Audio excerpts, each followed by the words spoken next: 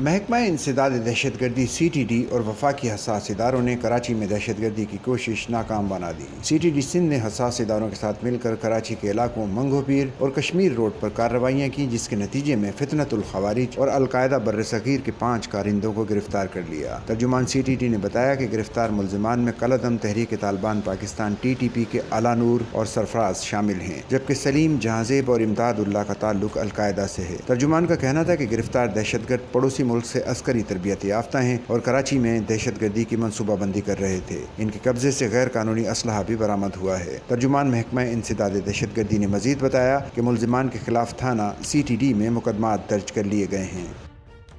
Sachal news net work کی videos میں خوش آمدید۔ ناظرین، ویڈیو سے متعلق اپنی قیمتی رائے کا اظہار کمنٹ باکس میں ضرور کریں اور چینل کو سبسکرائب کریں۔